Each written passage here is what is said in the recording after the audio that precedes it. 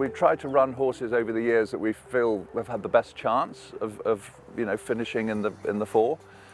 So our percentage of success in that regard over 30 years has been remarkable.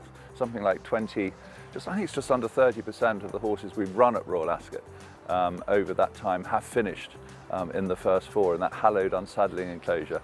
And we've managed to nail 10 winners. We've had some wonderful times at Royal Ascot. Harbinger, winning the Hardwick by 6 or 7, Telescope the same, Approve, winning the Norfolk, Memory, winning the Albany. I think we won 4 King George V handicaps there with Sir Michael Stout and others. So it's been a wonderful arena for us, and this year is no exception. We go there with some really exciting prospects. She's done well physically again. I think everyone who sees her now sees a more mature horse, and she's been galloping recently and moving good. And James came and sat on her end of last week and was delighted. So roll on the Coronation. Cachet, she's a remarkable filly. I mean, she's remarkable in that when Jake Warren, my nephew, bought her at the Breeze Ups last year for 60,000, George underbidder. So, off she went to George. And looking at what she achieved last year and the numbers of times she ran, coming out of her races, licking a bowl clean, George calling up and say, I think we should target the whatever in a couple of weeks, 3 weeks. I thought, really? And then heading off to the Breeders' Cup, at Del Mar, and running a blinder, so nearly winning a Breeders' Cup race right at the end of a long season. So she's a remarkably tough filly, fantastic brain on her. She's a dream racehorse for anyone to own, let alone her lovely group of share owners. And what we've seen this year is a big change in her physically. She's got much stronger. She's a very inspiring filly. I think she's she's caught the imagination of the public, and it's going to be a wonderful race. And we can't wait to see her line up. It is probably going to be one of the races of the week. It looks like everyone's turning up. It's Guineas winners from all around Europe, and obviously Inspiral coming back as champion 2-year-old filly. So it's very exciting. It's huge for us. It's huge for Highclere to have a filly with, to take a Guineas winner to Royal Ascot. It's what we strive to do, and it's great to get her there. Oh, Lysander seems in really good form. Very happy with him.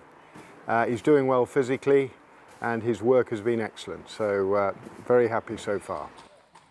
He should get better as he gets older. I see him very much as a 1.5 mile horse, and hope that next year we'll see him really flourish. But he's a pretty nice horse, and he'll do some good things this year, I hope. Lysander, we're very excited about him. The race at Goodwood, a bit frustrating we didn't win. I suppose we went there with high hopes because we were still thinking about the Derby at that point. But the ground was not in his favour that day. He's got a wonderful action, the horse, and he's got, as Tom Marquand said after the race, he's got gears, and he wasn't able to really use them in that ground. So we're going to go for the King Edward with him. I think he's an exciting, progressive son of New Approach. Beautifully bred horse, beautiful looking horse, and a horse we're excited about, and I know William likes very much, and very much a horse hopefully is going to be on the upgrade. So we're chucking him in at the deep end again, and if we get some nice ground, I think he'd be competitive wherever he goes. We won a Norfolk Stakes with Approve, which was a fantastic day.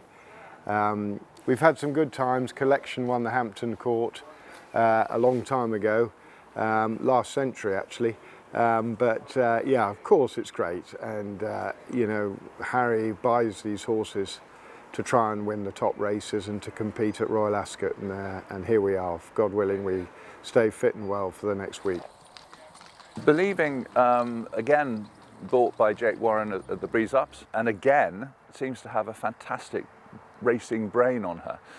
Wonderful debut, second in what looked a very hot debut race at Newmarket, and then this extraordinary race at Wolverhampton where she sort of gave them all a 10-15 length at least head start when she just went, reared up or whatever she did in the stalls. She just, I've never, I walked away from the telly cursing, only for my team to say, I think you better take another look, to find James was already quietly on the heels of the leaders, and then she won pretty much with her head in her chest. It was a hell of a performance. You just don't. I mean, I've never seen that.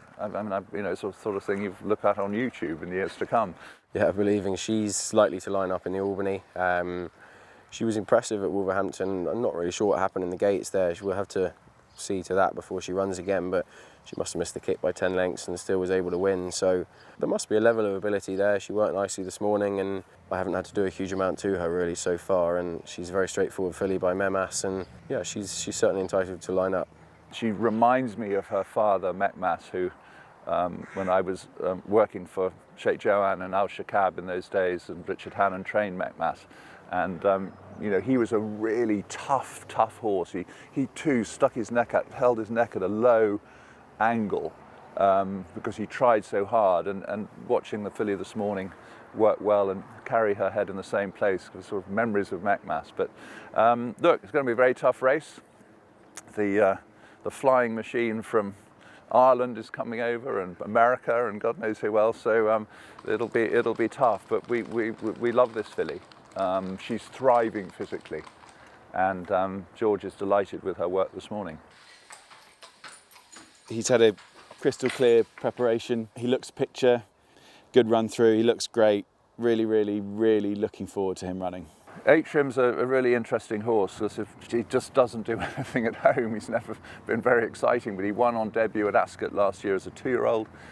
He ended the season well, and Charlie said he's been working much better this year, and he was incredibly impressive at Ascot the other day. I mean, really, really impressive, and this has always been his target.